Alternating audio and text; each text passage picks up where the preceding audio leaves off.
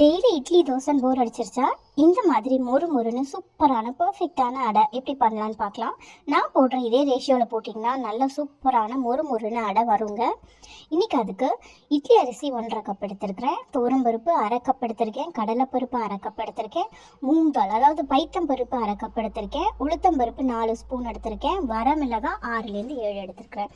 நீங்கள் மிக்ஸி ஜாரில் தான் அரைக்கணும்னு இல்லை, நீங்கள் கிரைண்டரில் கூட அரைச்சிக்கலாம். ஆனால் நான் இன்றைக்கி மிக்ஸி ஜாரில் தாங்க அரைக்கிறேன்.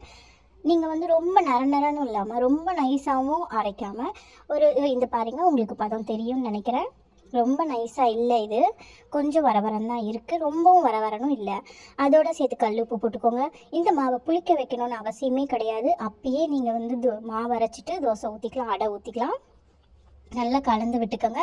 உங்களுக்கு வேணும்னா ஒரு 2 பல்லு பூண்டு கூட இதோட சேர்த்து அரைச்சிக்கோங்க, அதுவுமே இன்னும் நல்ல வாசனையாக இருக்கும்.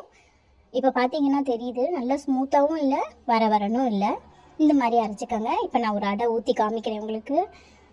தோசை கல் நல்லா சூடானதுக்கப்புறமா இங்கே பாருங்கள் எவ்வளோ அழகாக சூப்பராக சுட வருது.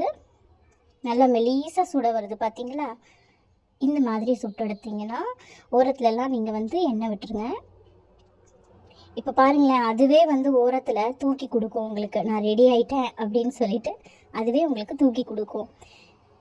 தெரியுதா உங்களுக்கு? எனக்கு தெரியுது. மொறுன்னு இருக்கும், சூப்பரான அடை. இந்த ரேஷியோவில் போடுங்க. சில பேர் பச்சரிசி போடுவாங்க. நான் ஏன் பச்சரிசி போட மாட்டேன் அப்படின்னா, புழுங்கரிசி அதாவது இட்லி அரிசி மட்டுமே சேர்த்து செய்யும்போது நம்மளுக்கு அடை கொஞ்சம் ஹார்ட் ஆகாமல் இருக்கும். 1 மணி நேரத்துக்கு கூட அதே சாஃப்ட்னஸோடு இருக்கும். பச்சரிசி போட்டிங்கன்னா கொஞ்சம் ஹார்ட் ஆகிடும். பச்சரிசி வேணும்னு நினைக்கிறவங்க 1 கப்பு இட்லி அரிசியோட 1/2 கப்பு பச்சரிசி போட்டு சேர்த்துக்கோங்க. இங்கே பாருங்கள், சூப்பராக இருக்குது. நாங்கள் இன்றைக்கி நாட்டு சக்கரை வச்சு தான் சாப்பிட்றோம். நம்ம சேனலை மறக்காமல் சப்ஸ்கிரைப் பண்ணிவிட்டு பாருங்கள். இன்னும் நிறைய ரெசிபீஸ் உங்களுக்காக காத்துக்கிட்டே இருக்குது. பாய்.